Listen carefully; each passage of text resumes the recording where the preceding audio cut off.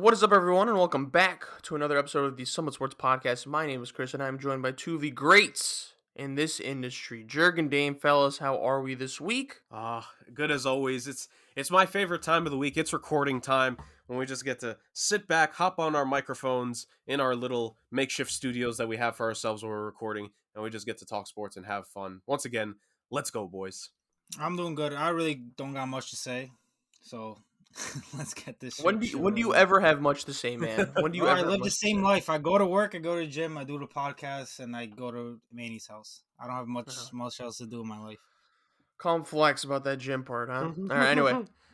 We got a decent week this week. We got some NHL news by yours truly, the GOAT Jurg.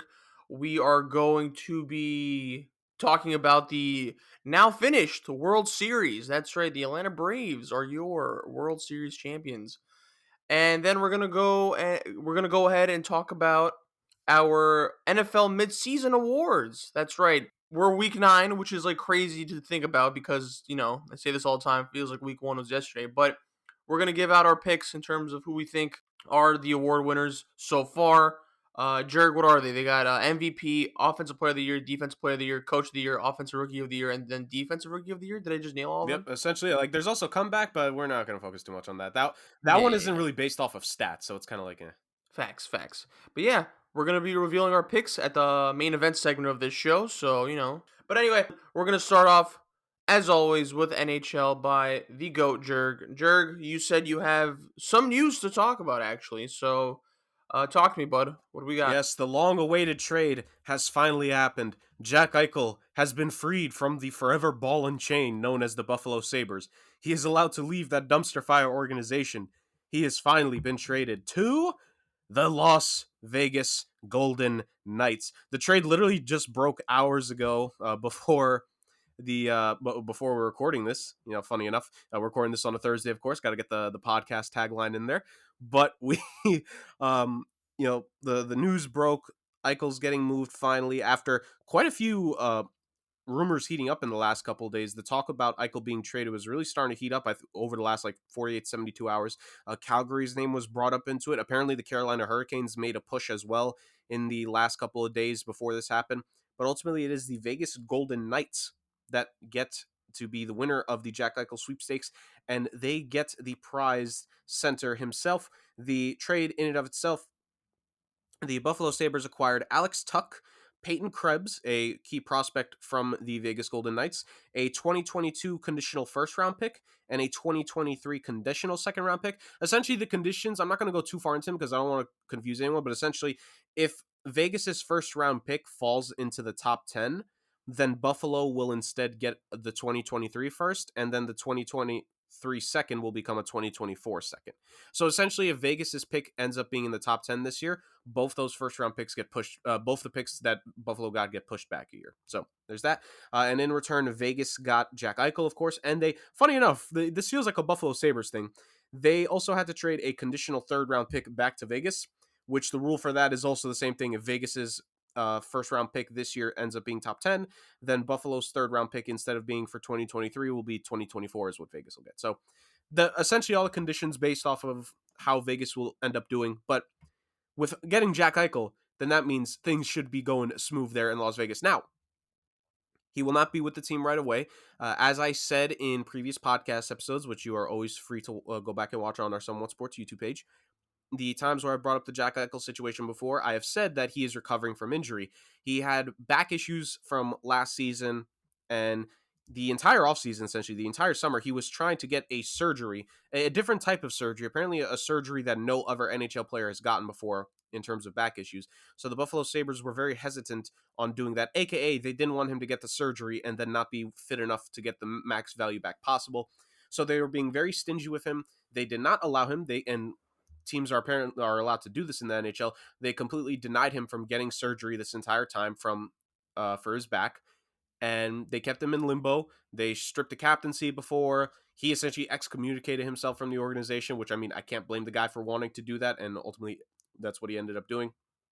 A whole murky situation that once again proved why the Buffalo Sabres are just a poverty franchise overall in the NHL, and I'm very glad Jack Eichel is free, joining the long list of guys who have freed themselves of that place these last couple of years. But in this case in particular, him being traded, it's a big thing. Focusing this on the Sabres side, it was finally time. The former second overall pick, he wasn't happy there anymore. He didn't want to be there anymore, in case it wasn't obvious enough.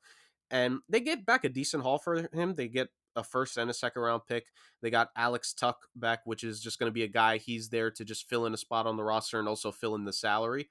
And they got Peyton Krebs, which was a big thing for them. They wanted to get going back to the offseason, they were like, they kept saying they wanted at least 3 to 4 first round pick caliber assets back, which didn't just mean draft picks itself, but it also meant players.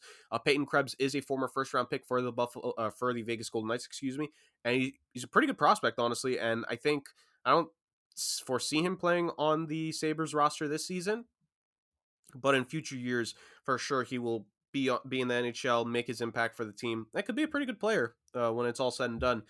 But he is the big, current piece where he can develop now with the Sabres organization. I stress the word develop because how many people have really developed well in that organization these last couple of years. So good luck there, Peyton Krebs. And yeah, that's how it is on the Sabres side. I think it was just a win-win just to get Jack Eichel out of there. He didn't want to be there anymore. And it doesn't help anyone. Like, think of this as, I'm not comparing the players, but compare the situations to the Ben Simmons thing, where the organization should just trade the guy. He doesn't want to be there. He is completely wanting to be disassociated with the team. It's just better for both sides to move on. The Sabres finally did that. Jack Eichel gets to leave and make his way to Vegas. For Vegas, this is a big deal. They've never had a true number one center in their franchise's history. They've had decent players, over the years, from Eric Howla and, William Karlsson, guys like that, certain players who have taken up the role of playing center, but they've never had a bona fide number one guy down the middle. Now they have that. Jack Eichel is supremely talented. He's put up 80 points in a season before. He's put up 78 points in a season before. Those were back-to-back years before last season where he got hurt. Didn't get to do much points-wise, but obviously he was playing injured, and then he just finally decided to sit out and has been waiting this entire time. Now, from what I've read, he will be getting the surgery. Vegas and him have been in contact quick enough. He got the okay from them. He's going to be getting this procedure. And I believe from what I've heard, at least initially, I don't know how accurate this is, but he should be back after the Olympic break is going to be over. Because do you remember the Winter Olympics are almost here, fellas? And the NHL will be taking I think it's 2-week break. I could be wrong, but that's how it was the last time it happened. A 2-week break in the season for the Olympics to take place for ice hockey. Well, at least the ice hockey portion of it, for the players to go there, compete for their countries, and then come back. Eichel, from what I've heard, will be back by then, and we'll see what he can do in a Vegas Golden Knights uniform. Should be interesting to see how he performs. And yeah, he could potentially play with a Max Pacioretty. He could potentially play with Mark Stone. There are options there on who you could put on the same line as Eichel, and there's some good offensive potential now for the Vegas Golden Knights and their lineup. And for Vegas, I've kind of mentioned this before when it comes to that organization, but this clearly shows that they're going all in, and there is no better way than to illustrate that than a tweet that I saw earlier today regarding the trade. This is from Matt Larkin from Twitter. Now with the trade of Peyton Krebs, the Las Vegas Golden Knights have traded their first 4 first-round selections in franchise history in pursuit of the Cup. He says, fascinating and fun. How much longer can they do it before they run out of rope? Cody Glass, Nick Suzuki, Eric Brandstrom, and now Peyton Krebs. All guys that this organization has traded away in various deals to try to go after the elusive Stanley Cup in and of itself. And it's kind of mind-boggling because Vegas, this is only year 5 in the franchise's history, and they've traded all of their first-round selections they've ever made. Well, actually, no, not all of them. Let me not say that. But they've traded 4 of their first-round selections they've made from their first 4 drafts. It's pretty wild to think about. Obviously, this team, they know that there's a window. I think one thing I could say about Vegas management is that they understand in the NHL, sports in general, you have a window where you can compete and win championships. And Vegas understands that they have theirs. And you never know when that window can come to an end. Teams fall and rise all the time. Teams unexpectedly stumble and never get back to that point. Vegas doesn't want to be that, so they're going to make every move they can to stay a Stanley Cup favorite. Had a little bit of a rough start to the season, but they're slowly starting to rebound well, and they're going to be fine. They're going to get back on pace here soon, and when Jack Eichel joins this team, I think it's going to be a big boon. So I think it's relatively win-win on both sides because we don't know how it'll look when Jack Eichel is there. And also, you could say that the Sabres didn't get all that they wanted back. So I'd say a tentative, tentative placement on this trade for now. I can't necessarily call a winner right now, but if I had to project, I fully believe that Vegas will end up getting the better of this trade because Jack Eichel will be a massive piece for this team. If he's healthy, that's your number one center for the next, I think there's 6 years left on his contract that he signed from before. So that's your guaranteed number one franchise center for the next half decade. And you get that in a deal, wonderful. All right. Beautiful as always, Jurg. Yeah. Shout out to Jurg for covering all that glorious news. And now we move on over to the MLB world where champions have been crowned. That's right. The Atlanta Braves defeat the Houston Astros 4-2 in the World Series. Atlanta Braves champs, guys, let me know. Reactions, thoughts, criticisms, comments, concerns, directions of both teams going forward. Dame, I know you're excited that the offseason is finally, approaching because your Yankees have to make moves. So yeah, but I mean, before we go into that, talk to me about what you guys thought about this World Series matchup and what the outcome means for both teams going forward as well. Dame, we'll start with you. Yeah. Yeah, I didn't think this was gonna be the outcome. I of course had the Astros win the series, but everything that the Braves needed to do, they got done. Their pitching was excellent. From Max Fried to Ian Anderson were dominant. Their bullpen was dominant, and their hitting came up big when they needed to. With Freddie Freeman, Soler, all these guys came up with big hits when they needed to, and their pitching shut down the Astros offense as much as they could. So the formula was there for them to win, and they got it done. No one really expected it. I know there was a stat that said they had the fewest amount of regular season wins for a championship team since like the 1980s or something like that. Like really, no one expected the Braves to do this in the first half of the season. They were behind the Mets in the standings. Like really think about that. They were behind the Mets at one point in the season. Like that's pretty sad to say, and yet they overcame all that. The GM of the Braves literally had one of the best trade deadlines you could think of, adding all these outfielders, and every single one of them hit in the playoffs and came up big in different situations in the playoffs for him. Like if they made 3 of the moves instead of the 4, they might not be World Series champions right now. From Jock Peterson to Rosario to Duvall to Soler. Soler was literally the World Series MVP, and they got him for nothing at the trade deadline. Like Alex, his name is like Alex Amphinopoulos or something like that. Like poor guy did have COVID, so he couldn't celebrate with the team. He stayed in Atlanta. But man, all the credit goes to him because without those moves that he made at the trade deadline, like the Braves team wouldn't be where they were right now as the World Series champions.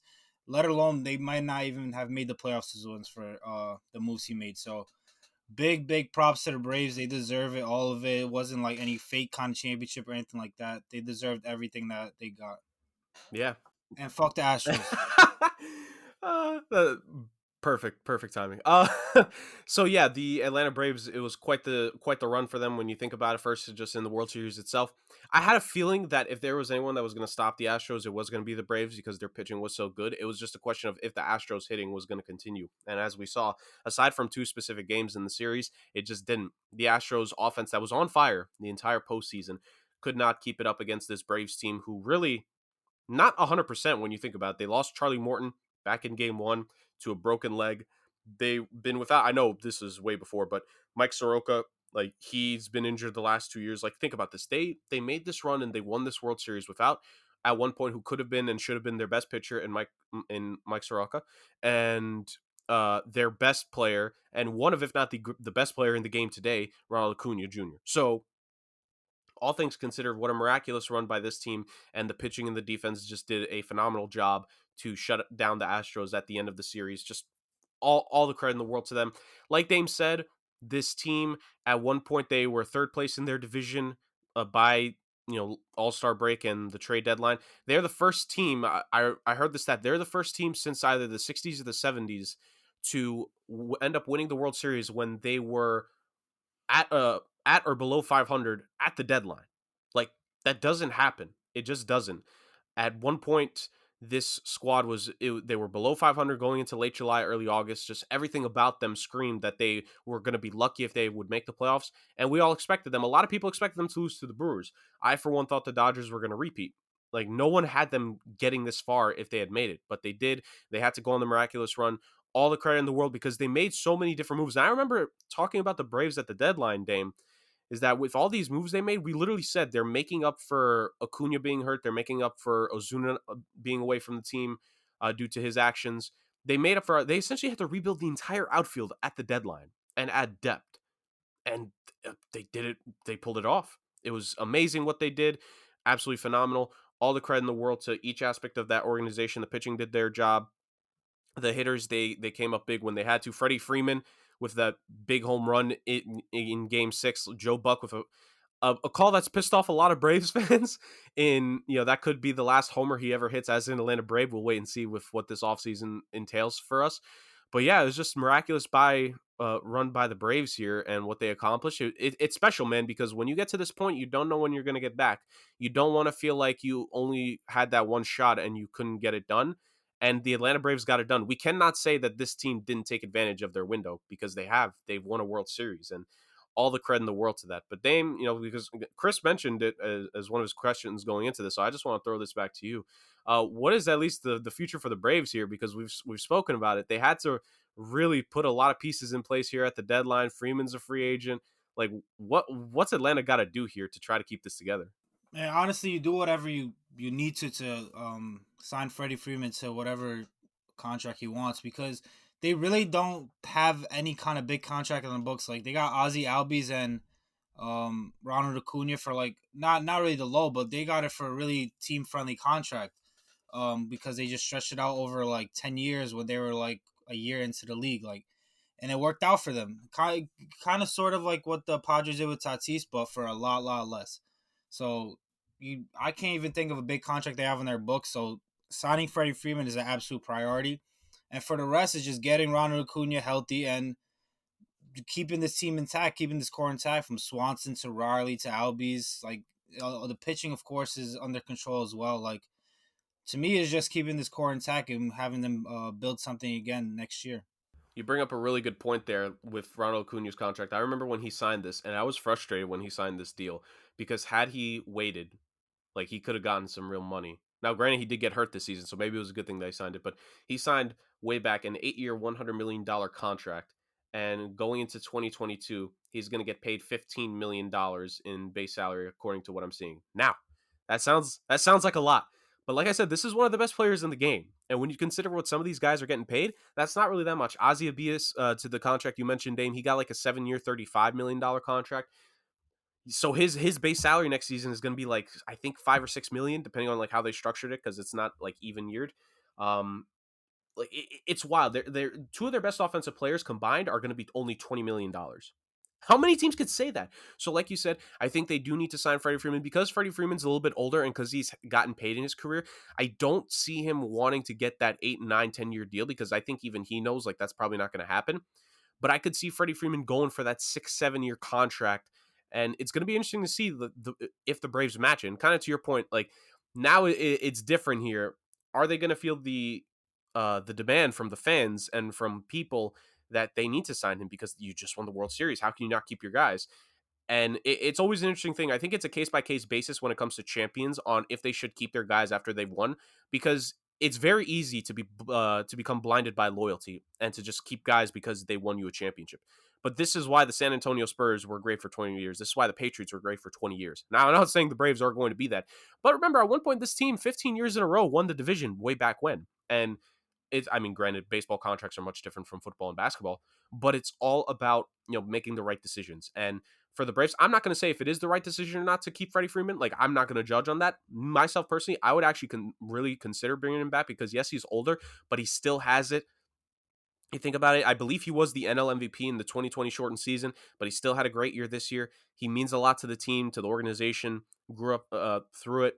So I would be shocked if they didn't make a real attempt to retain him. And I do think ultimately, like, even if he does get offered by another team, like let's say he tests the waters, I have to imagine he's going to go back to Atlanta and he's going to give them some time to see if they're going to match the offer. Because I think Freddie Freeman just feels like the kind of guy where it's like he's not going to outright leave. Like, he's going to give them a chance to see if they want to keep him, if they can convince him to stay.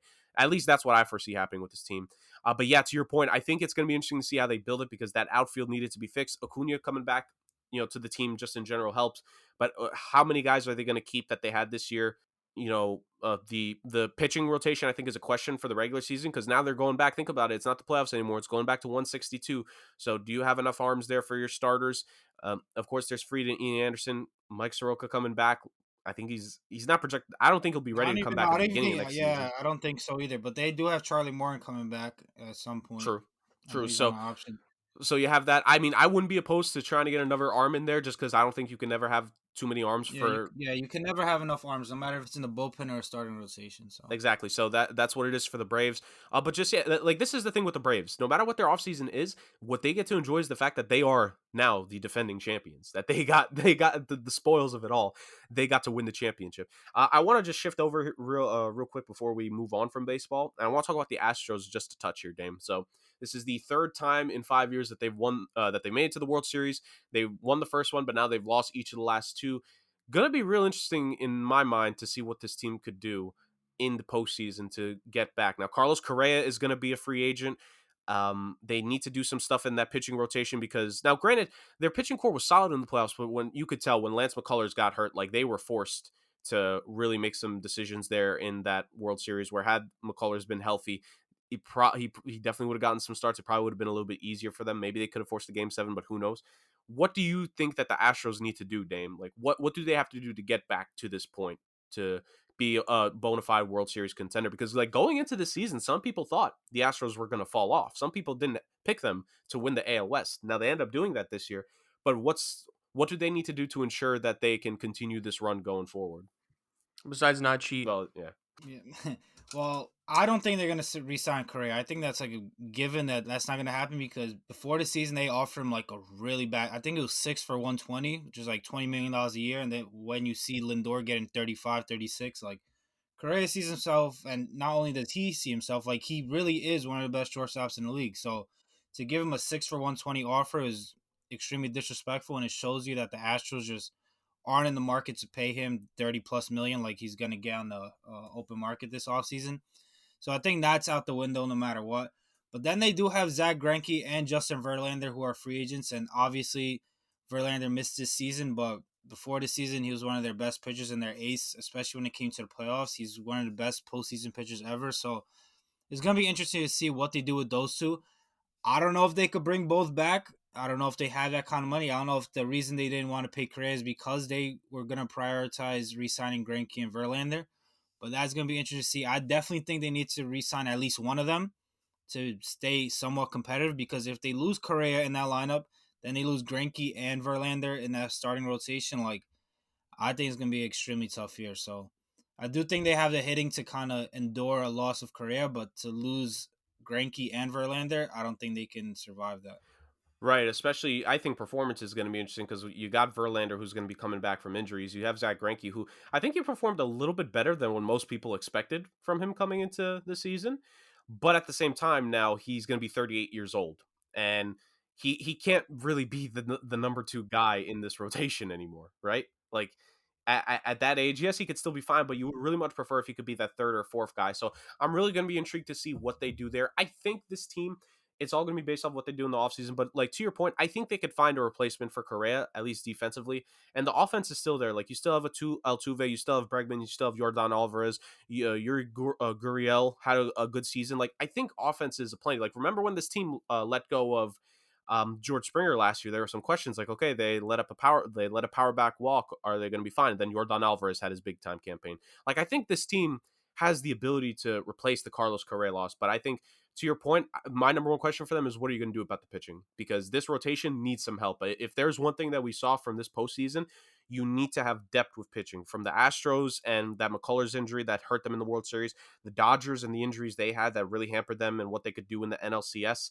Like I think this postseason taught us one thing is that pitching is still very much a big time asset you need to make a run. I would know as a Yankee fan. Well, Dame, I mean, is Correa, a target for you guys going to the offseason? Listen, everyone should be a target for this fucking team, but you just never know with this front office. But definitely he should. It's a big shortstop market this offseason with Correa, Seager, Trevor Story, Marcus Semien. Like there's gonna be a lot of money spent on shortstops. And if I was running the Yankees and if my owner wasn't cheap, My first target would be Corey Seager. He's proven yet time and time again to be a postseason performer. He's won the World Series MVP before. He's a left-handed bat. He plays shortstop, and eventually, obviously, he's going to get a long-term deal. But he has the flexibility that once he gets older, he can move over to third base. Especially, that's big for the Yankees because they have their top two prospects, who are one of the best prospects in baseball, are both shortstops. So obviously, they're going to be coming up soon. So once that happens, you could easily move Corey Seager to third base as he gets older and move the young guys to shortstop who are going to be better defensively. So that would be my first choice. And I really wouldn't be opposed to Carlos Correa. I don't know how other Yankee fans feel because of everything that happened. I don't know how even the Yankee players feel because they personally got cheated out of it by him. And I know there's a lot of bad blood there, but I personally would like Carlos Correa if it wasn't for Corey Seager. But at the end of the day, it just comes down to the Yankees front office. They shouldn't really care about any bad blood or anything like that. They should just care about what makes the team better. And Corey Seager as number one choice definitely would, and Carlos Correa as a second choice definitely would as well. Okay, Jurg, any response to that? I mean, I could see it. Like, this Yankees team is just a question of what talented players are still going to be here, right? Like, you think they acquired Anthony Rizzo at the deadline. They traded for Joey Gallo last season. You have the talent on this team. There's Gleyber Torres there. There's DJ LeMahieu. I mean, personally, I don't know about what Dame thinks, but like, at least in my opinion, I think Gary Sanchez has to go. I've heard. I've been on that train for since he got, I don't know, Yeah, for mad like, long. I think they need to find a way to replace him, especially defensively. Like, they need a better, more defensively orientated catcher there. Like, you have so much offense in this lineup, you can settle for a catcher that only hits like 8-9 homers a season, right? Like, because you have it everywhere else. I just think it's all about the balance that this team needs to forge for themselves in the offseason. I think that's what it ultimately comes down to.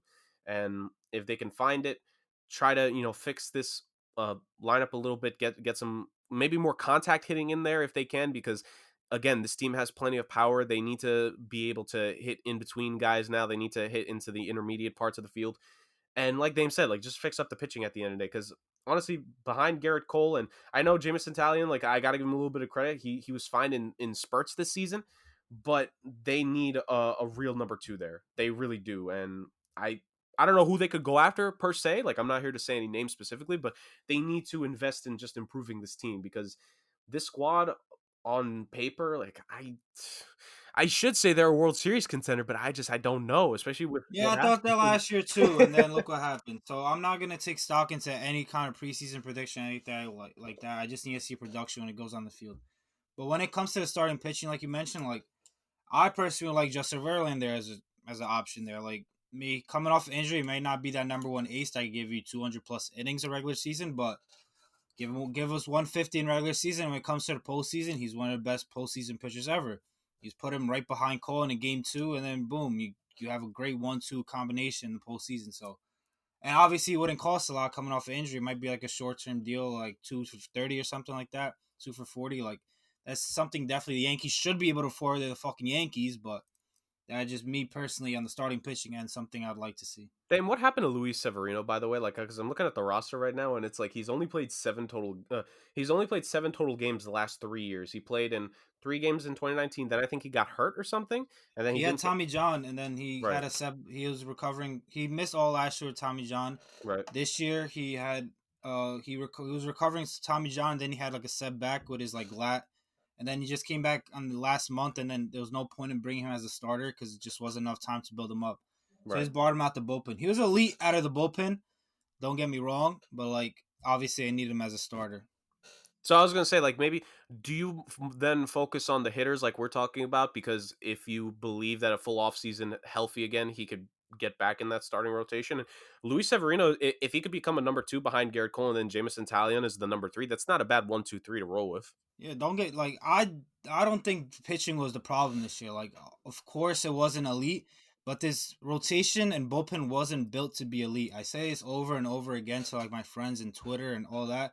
Like this rotation wasn't meant to be elite. It was meant to be middle of the pack, and the offense was meant to be elite to carry that pitching rotation. Like they should be scoring 5-6 runs a game while the pitching rotation gives up 4 or 5 or something like that. Like that's the formula for these Yankee rosters to win games. But when the hitting is getting you 2 or 3 runs, that puts a lot of pressure on a rotation that wasn't built to carry the team. Yeah. All right, that sounds good. I think that just about does it for the early MLB talk. We in terms of free agency, I'll say this. I'll say this. Like free agency moves are already happening, so baseball 2022 has already begun in Major League Baseball, and we can't wait to talk about that. Just sign all the good players. Easy, simple. Now, Yeah. we finish with baseball talk. We move on over to the NFL midseason award picks. Fellas, I'm excited. The whole world's excited, actually. No, I'm just joking. All 5 of our listeners are excited, though. So, we got MVP, which we'll finish off with. We got Offensive Player of the Year, Defensive Player of the Year, Coach of the Year, Offensive Rookie of the Year, and then Defensive Rookie of the Year. So, Jurg, let me start off with you, brother. I say we start off with the Defensive Rookie of the Year. So, brother Jurg, Mm-hmm. King Jurg.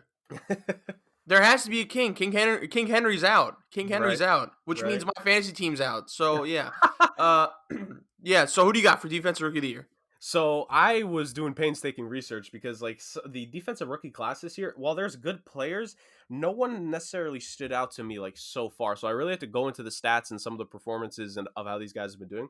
And I gotta say, if I had to give a current defensive rookie of the year, I gotta side with Azeez Ojulari of the New York Giants. Ooh. The kid is not performing all that bad so far this Mhm. season. He's got 7 quarterback hits on the year, 6 tackles for loss, 5.5 sacks. He's got a forced fumble, 23 combined tackles. Like for the New York Giants, like let's be real here, this team is rebuilding, and when you're rebuilding, like while we always focus on the offense, you got to get defense there, and you got to get guys that can get to the quarterback when you're building a defense. And Azeez Ojulari as an edge rusher, I loved him coming out. I loved him as a first round Mhm. talent, and I think he's performed 5.5 sacks. Like if we're basing off of pace, like he's going to finish with a double digit sack season for a rookie. Like we always praise these rookie defensive ends. Like when Nick Bosa was a rookie, when Joey Bosa was a rookie, like they finished with 10, 11, 12 sacks, and they were defensive rookie of the year winners. This guy is going to have potentially 10, 11 sacks, some tackles for loss, maybe if he could get another forced fumble here or there. I know he's not necessarily like, he's not Jamin Davis and Micah Parsons. Like they play, in the middle of the field as linebackers, and that's extremely valuable. He's not a JOK. JOK is very versatile in where you could put him. But for his role to add to the pass rush, like he's done that for the Giants. I got to reward the kid. Okay. Yeah, I remember talking about Ojulari in our mock NFL draft, and I think I think he was a steal for the Giants. Actually, he was definitely one of the highest rated defensive players going into that draft. So I think shout out to the Giants for making for getting at least one pick right. I mean Tony's looking decent. I won't lie. I won't lie. He's I hurt. know. Yeah, but looks promising. To some extent. So Whatever. yeah, no Giants praise anymore. That's enough. All right, Dame, who do you got for Defensive Rookie of the Year? I got Micah Parsons. Same division, just different team. I got Micah Parsons. He was the third defensive player off the board when it came to the draft, and I thought it was a great pick for the Cowboys. I thought they obviously should have got Surtain first, but he was picked right before them. So Micah Parsons is definitely the right pick there, and he doesn't put up the sack numbers or picks or anything like that, but I watch a lot of Cowboy games because my friends are Cowboy fans and stuff, and like this guy is just all over the field, man. Like he lines up on a tight end. He guards the tight end. He lines up just in the zone in the middle of the field. He lines up on the edge and pressures the quarterback. Like they really have him as a rookie playing all over the field, and he's doing a great job at it. Of course, he's not perfect, but he's doing everything they've asked him to, and he's doing it at an extremely high level. And just because of the versatility he offers, that's why I have him as Defensive Rookie of the Year. Yeah, yeah. I'd probably go with Micah Parsons too. Another agreement between me and Dame. All right, let's move on over to Offensive Rookie of the Year. Dame, That let was me start off. fast. What happened, Jerry? No, that was fast. Like no analysis, Chris. You're just like, oh yeah, Dame's right. I agree. You guys know me. You guys are the Titans in this, but I mean, yeah, Damien kind of hit it on the head. Micah Parsons has been elite, and he's been actually doing more than what he was projected to for the Cowboys, at least. I know they wanted one of the cornerbacks, whether it was Horn or Sertan, but I mean, honestly, Parsons is a consolation prize so far. A plus, to be honest. So shout out to him. Especially with the way Trayvon Diggs is playing at corner, like Yeah. Larkins looks like the right pick regardless. Well, also consider Jalen Smith completely falling off the face of the earth. Like I didn't expect him to get cut until like the offseason, and then I still have no idea where the hell Leighton Vander Esch is. Like that dude came out as a rookie, and then like it's been nothing ever since. All right, let's move on over to offensive rookie of the year. Dame, who do you got, and why is it Jamar Chase? Yeah, I have Jamar Chase. Reason being is because I have a lot of money on it, so I kind of gotta like manifest it. All right, But no, seriously, he's number 3 in the entire league in receiving yards. This is kind of similar to Justin Jefferson last year, but there's no Justin Herbert to really like be competition with him. Like second places like Mac Jones right now, and like let's be real, Mac Jones is no Justin Herbert.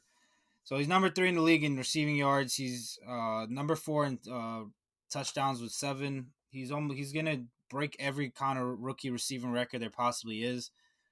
He's obviously playing on a great offense that's on a great team right now. Like the Bengals are playing a lot better than anyone really expected. And during draft day, like let's not forget, like a lot of people thought that Chase wasn't the right pick, and he's really proven everyone wrong right now because of the way he's playing. Like if he just played like a solid rookie receiver, like people would have been like, you could have got like a guy like this in the second or third round and just drafted Penei Sewell and really shut up the offensive line.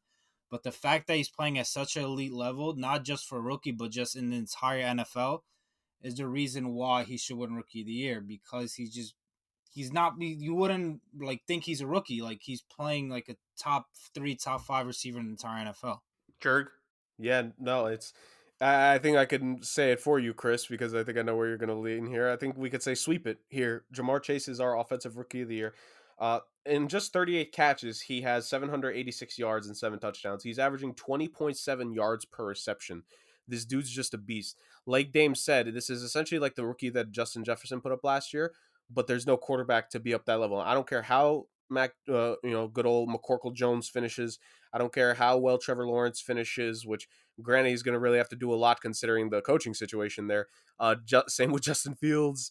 And the rest of the rookie quarterbacks there. I mean, RIP Zach Wilson. He's injured right now, so I'll respect him. I won't say much about him. But yeah, Jurg. Come on, bro. I mean, RIP to his early career, because Mike White is now the Jets franchise quarterback. But irregardless, yeah, Jamar Chase is that guy. Like, I'll admit, like I was heavy on the Penei Sewell bandwagon going into the draft because I just wanted to make sure that Joe Burrow's head and knees would still stay on him by the time he turns 27 years old. And I still think that Bengals offensive line is sus at times, but it cannot be questioned. Jamar Chase was the right pick. They didn't just get a top receiver. They didn't just get a pretty good receiver. They got the best damn receiver in the draft, and they got a guy who's going to be a top 5 wide receiver in this game within the next like 2 to 3 seasons. Like that's how special these LSU wide receiver mans, they just end up doing something in this league consistently. And Jamar Chase is going to add to that. He's supremely talented, supremely special. He's just everything that Joe Burrow needed, and he's there. And he's gonna keep going. Like we're just halfway through the season. Like he's gonna, if we're going on pace, he's gonna finish with about 1,500 yards and potentially like 13, 14 touchdowns. That's one of the best rookie wide receiver seasons we've seen in the last decade. So Jamar Chase, without question. Yeah. And Jurg, I agree with you. I thought, Penei Sewell was the pick for the Bengals just so, Joe Burrow doesn't, collapse on the floor.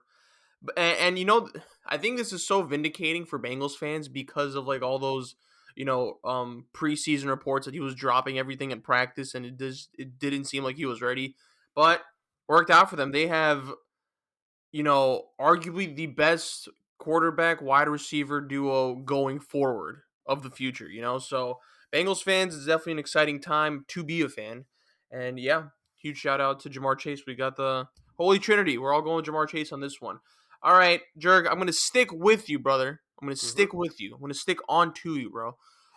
Coach of the Year. Ooh, Coach of the Year. This is a good one. I think there's multiple options here. But if I have to go with a guy, I want to go with a guy that a lot of people laughed at and questioned his coaching style and if he was going to last. Is this Cliff? Yes, I got to run with Cliff Kingsbury. He's got the team that's tied for the best record in not just his division, but in the conference and the league right now. I know what people are going to say, and trust me, I understand it here, that Kyler Murray is making that team. And the answer is yes, I fully agree that. But this is the NFL. This is professional sports. Do you think that they're going to end up voting for the truly most innovative coach every single time? No. Like, they're going to fall in love with the fact that Cliff Kingsbury's offense is working right now in the NFL. If they get at least 13 wins, which is still a possibility, like, then I think he's going to get the coach of the year award, because this is a guy that we've said it so many times. He finished with a below 500 record in college. He came in, immediately replaced the quarterback that was there in Arizona. It's taken a couple years, but now we're seeing his team succeed. Like, I can see the NFL media giving him this award without a doubt. And not to say he doesn't necessarily deserve it, because I think he has improved as a coach. You can't be 3 years in and not get better as a coach, except for Adam Gase. But, that aside, like, he had to have improved as a coach, and I'll give it to him because I think he's going to end up getting it. But there's a certain other coach in this division that if either you or Dame name him, I'm not going to argue it, because that guy's pretty good too. Is it Sean McVay? That's who I got. Ding, ding, ding. This is great. Well, Yeah. I Go have ahead, Dave. Sean McVay. I just think just what he's done with that offense is like they brought in a whole new QB and they really haven't missed a beat. Like, I personally thought it may take a few games to like get Matt Stafford integrated and with those receivers in that system, because it is kind of a complicated system with all the kind of things that Sean McVay likes to do. But man, they've been rolling out of the gate. They had one bad game against the Cardinals, but now it just looks like they're honestly the Super Bowl favorites, especially adding Von Miller. Like, and let's give him credit where credit's due, because there's a lot of Eagles on this team with Jalen Ramsey, Donald, Miller, like Stafford, and these receivers, and like he's really had everyone put together. You never hear any issues about this team, like, and you just watch their offense, and you just know it's all Sean McVay with the schemes they run, the play actions, all these different kind of route combinations and stuff. Like, that's all Sean McVay doing his thing there, and like, I just think they're gonna finish with the best record in NFC, to be honest, and just everything he's done from putting this team together to having the offense click so fast with a whole new quarterback, and especially after losing their running back one in before the season with Cam Akers tearing his Achilles, like just having Darrell Henderson step right in and not losing any kind of production there. That's a big testament to. Of course, you give credit to Henderson where credit's due, but it's a testament to Sean McVay where he can just put any kind of running back in that system, and they're going to be productive anyway. So I got Sean McVay as coach of the year. And you know what, guys? Rams are looking like the Super Bowl favorites. IMO, especially after the Von Miller trade that they just, completed. So, yeah, I think I'm going to go. It's so difficult because both of them are really good. I mean, do you guys give love to the Bengals coach, or is that more of like talent over coaching? I was thinking that too at one point, but I just feel like I don't know. Maybe they're not gonna keep it up after seeing them lose to the Jets and Mike White. Kind of concerned. Not that the Jets aren't good or anything, or Mike White's not like an absolute superstar, but there was no Corey Davis either. Yeah, it's just I don't know. I don't know how much I can really trust that team going forward after seeing that pathetic performance against the Jets. So, Zach Taylor, how you seemingly bought yourself some goodwill and then you threw it all the way by losing to none other than good old Mikey White. Like, let's not slander Mike White, all right? No. Chris, trust me, he will finish his career as one of the top 5 quarterbacks of all time. I thoroughly believe. Right. But exactly, he's the savior of the New York Jets, the savior that they need. But do they really deserve? Question mark. But wow, Zach Taylor, like, I would say, like, if Cliff Kingsbury is going to get the questions on if the talent is doing it for him, then you better believe that Zach Taylor better get these questions. We saw what he was his first 2 years as a coach. It was awful. It was terrible. Yeah, no doubt. All right, I think I'll go.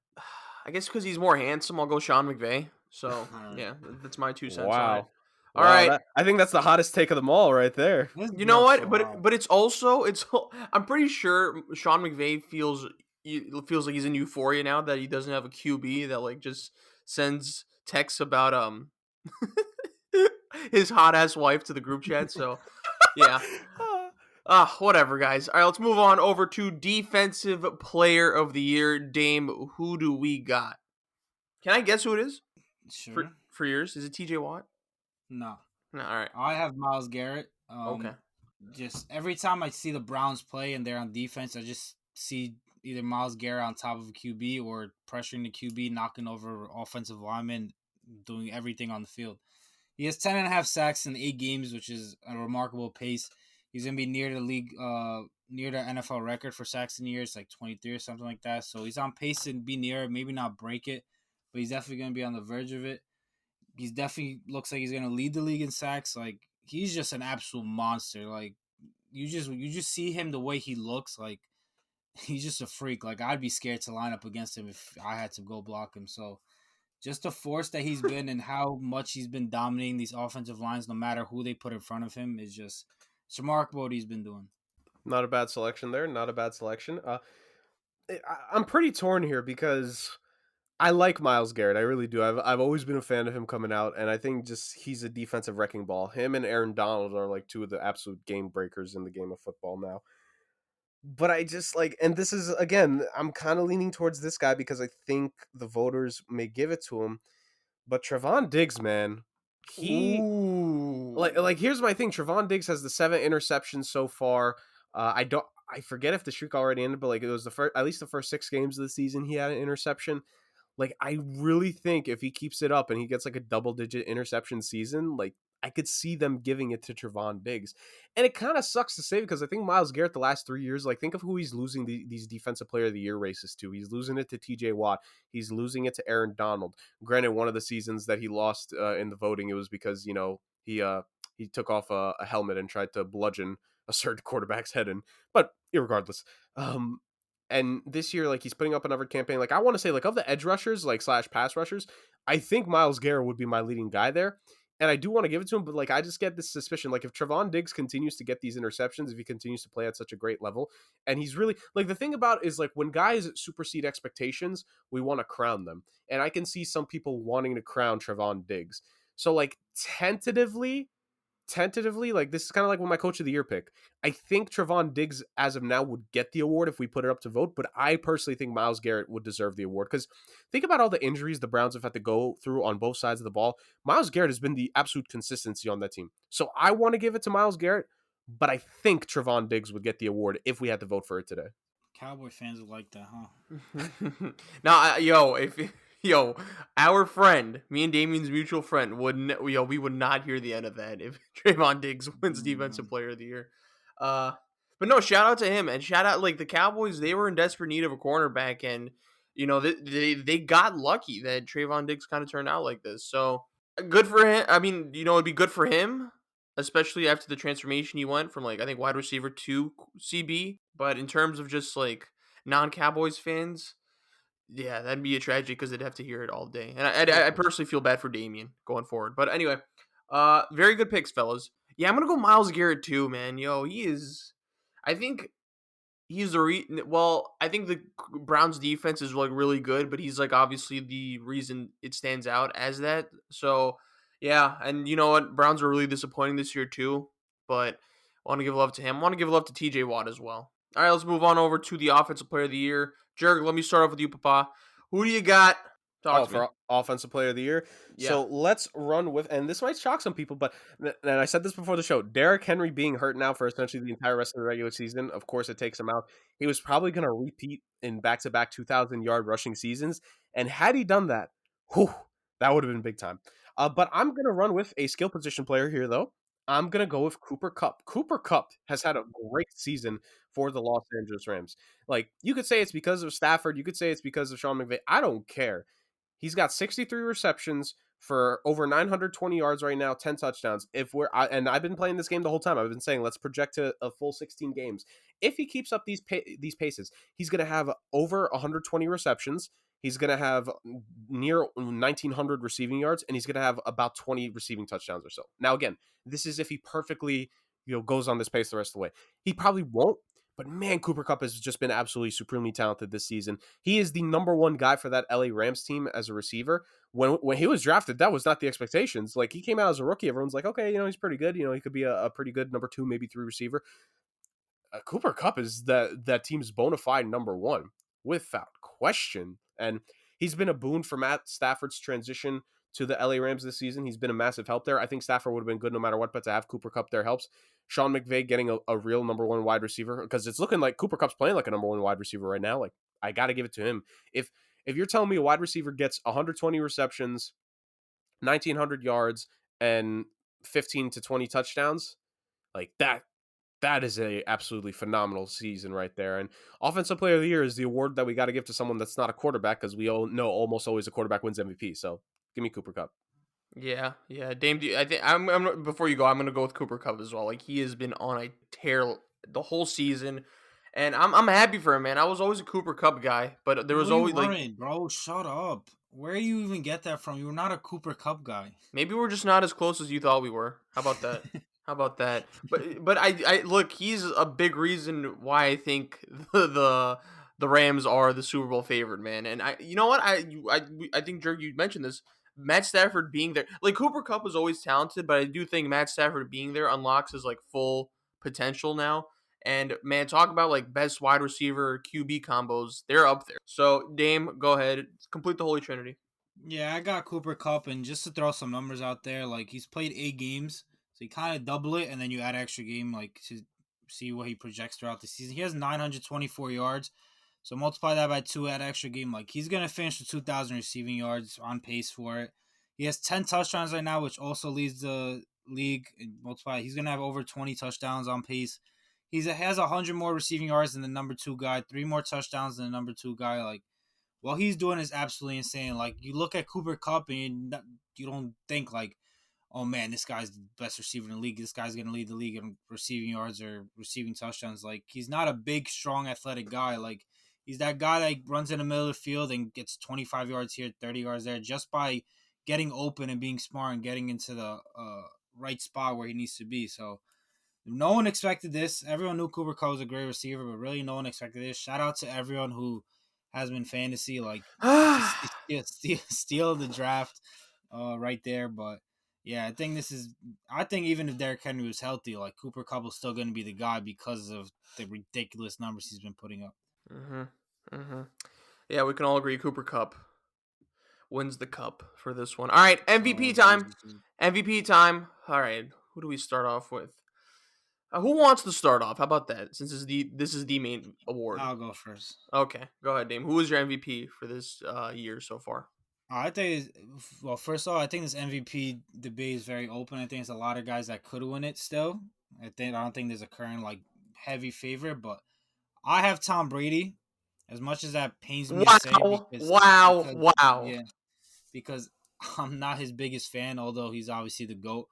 But he's leading the league in passing touchdowns. He's leading the league in passing yards. Like, I don't know. It might change after the bye week because they have a bye this week, so guys might catch up. But what he's been doing is absolutely amazing, and I think at the end of the day, well, end of the year, the voters are going to take into account that he is 44 years old. They're going to kind of use that narrative thing when it comes to the MVP voting. Like, he's going to finish with 40-plus touchdowns. He's going to finish with about 5,000 passing yards or around that. Like, he's going to put up absolutely ridiculous numbers near the top of the league, if not leading the league in those categories like he does now. Like, his touchdown to interception ratio is 25-5. Like, that's ridiculous. And then on top of that, voters are going to be like, damn, he's doing this at 44 years old. Like, he should be rewarded for this with an MVP. And then especially since the Bucs are doing this great, they're 6-2 now, I believe. At 6-2, and then I looked at the rest of the schedule. They really have only one losable game remaining, and that's the Bills. And then even then, I think they're going to beat the Bills. So I personally wouldn't rule out them winning out the rest of the year. And then especially if he goes on that would be like an 8 or 9 game winning streak to end the year with the number 1 and number 2 seed in NFC and putting up all those numbers at that age, the whole narrative thing. Like, I think Tom Brady's going to win MVP. Sadly. Jurg? Sadly. So I'm gonna run. Look, I said this guy could do it before the season. I stick with my guns when I make these picks and my thoughts, and I'm gonna roll with Kyler Murray. Like, yes, he had a bad game against Green Bay and they weren't able to finish it off, but even despite that, they still had a chance to win the game at the end of it. And once again, you can tell that when he's firing, man, when he's going, this team has its chance. And I think MVP is most valuable player. If I take Kyler Murray away from this Cardinals team, this team is not good. And that doesn't mean you replace him with another great quarterback. If I replace him with a league average quarterback, I don't think that this team is doing as fun. And yes, I know I could say the same for Aaron Rodgers in Green Bay. I know I could say the same for Brady in Tampa. But Kyler Murray is literally the system. He is why Cliff Kingsbury is even getting consideration for Coach of the Year by some people, yours truly included. He is that dude this season, his completion percentage is phenomenal. Like, he's almost at 73% there. He's got just below 2,300 passing yards. He's got 17 touchdowns. Like, you can tell when he's on the field, he's electrifying. He gives the Cardinals a chance to win any single game. Even, like, they haven't been blown out yet this season. Well, granted, they've only had the one loss, but in his bad game, they were still close. They still had a chance to win. Like, a quarterback that special, it gives you a chance to win every single game, makes you believe that team can win. Like, they're just good. And they've been on fire. Like, let's be real here. They beat the Rams earlier this season. They destroyed the Titans at the beginning of the season. They've won, games by blowouts. They've won like one or two games where it was like closer than it should have been, but you need those kind of games to build the character of a team, and he still got up to perform. Kyler Murray's been electric. He's been absolutely mystifying, and I got to give him all the credit in the world. He is my most valuable player of the year as of now for the NFL 2021 season. Yeah, I'm also gonna go with Kyler Murray on this one. I think he's a big reason why the Cardinals are 7-1, I believe. Yeah, dude, he has been so awesome this year, man. Like he's got the arm. He is immaculate in the pocket. This man, he's a big reason why I think people think the Cardinals offense is so versatile. Like, they have a lot of weapons, right? It's not just DeAndre Hopkins. You have James Conner, you have AJ Green, you have Rondale Moore. They have so many weapons, and of course they have Zach Ertz. But I think a big reason why a lot of them are open so much of the time is because Kyler Murray is such a threat in both the pocket and because of his arm strength. So yeah, I think he's a big reason why this offense is so versatile and why they could do so much. And shout out to them, man. Like, ever since they've drafted Kyler Murray, ever since he's gone to the league, they have made such an organic progression. Like, it was like they were they winless the year that Kyler Murray, but the year before Kyler Murray got drafted?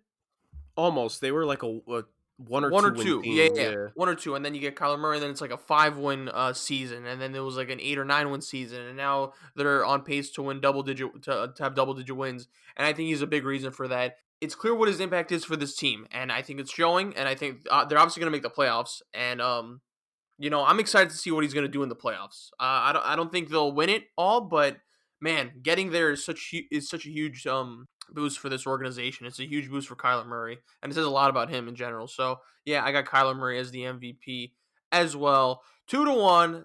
So I mean, hopefully Kyler Murray wins. Hopefully Tom Brady doesn't win this MVP award. If not Kyler agree. Murray, like, Matthew Stafford has a real case here as well, because he's Under the playing radar, yeah. absolutely phenomenal. And like, he's put up numbers like this in Detroit, but it's Detroit and they don't win, and that gets held against him as a quarterback. But he's showing just how great he is, how talented he is. Like, his peers have always known this, but now a lot of people in the greater NFL fan landscape and media are starting to take notice. Like, oh, Matthew Stafford is that dude. So if it's not Kyler Murray, I hope it's Matt Stafford. Yeah, and then but also Tom Brady is doing really well as well. So it's probably between Kyler and Tom as of now. So yeah. All right, fellas, any final comments before we wrap it up? Let me just throw out that Robert Saleh is an idiot for saying he doesn't know who the starting QB is going to be when Zach Wilson is healthy. I think I'm just throwing it out there as a Jets fan. I just think that's a bad precedent to set. Like, you literally drafted Zach Wilson number 2. It's not like he was god awful when he was healthy. Like, you could see the potential he had, and he played pretty good. He won Offensive Player of the Year for like a week, and you just see that the team around him just isn't it. Like, I just think it was a terrible thing to say. Like, it just looks bad on the team. It looks bad on Zach Wilson. It just obviously does. I'm sure it doesn't make Zach Wilson feel good about himself. Like, this is just not the way to go about grooming your franchise quarterback. Yeah, I mean, out there. To be fair, like, he didn't outright say that, but he said, you never know. That's what he said when they said, like, it could be. Yeah, and you're right. I agree with you, Dame. It's like, you don't want to say that. You don't want to say that. Like, and Robert Saleh is a great guy, right? He's definitely a player's coach, and I'm pretty sure like a lot of players gravitate towards him. But this is your guy. Like, you chose, like, they really wanted Zach Wilson in the draft, and now, like, yeah, you don't want to make any side comments in your remarks because, Zach Wilson probably saw that and like thought to himself, like, wow, what the fuck? But yeah, you keep that to yourself. Be like, all right, guys, come on. Like, Mike White's great, but like Zach Wilson's our guy going forward. But, hopefully it's just a minor thing. We never know. And the only reason I'm kind of concerned is because, like, Zach Wilson did have those contract problems before the season started. And I'm just like, I don't want these little small things to keep piling up. And then he's just like, I don't want to be here anymore. So, Yeah, nothing major, but definitely something to look out for. When Dame said the name Robert and then an S as the last name, I'm like, oh wait, are we going to talk about NBA out of nowhere here? Oh Like, God, no, okay, no, no, no. That man, yeah, that's for another show. he's donezo. He's donezo. All right, that'll wrap it up for this week, fellas. Amazing job as always. My God, sports, right? Just sports. Jurg, where can they find us on the socials? You guys already know it's the somewhat.sports Instagram page. You guys have been amazing there. We're over 80 followers, slowly reaching toward 100 there. Slowly but surely. We're very thankful for everyone that follows that, likes and comments and all that good stuff. We're very thankful for everyone that likes, comments, subscribes, and hit the notification bell on our YouTube channel, Somewhat Space and then Sports. Just keep on it. The views, the likes, the comments, the feedback, it all means the world to us. It keeps us going. It gives us the energy. And yeah, here's to another episode completed, and here's to the next one, boys. Beautiful as always, Jurg. Thank you everyone for listening. Jurg and Dame, thank you as always for carrying the load as you guys always do. The goats of the industry, not just the phrase I throw out there. It's the real thing. And until next time, peace.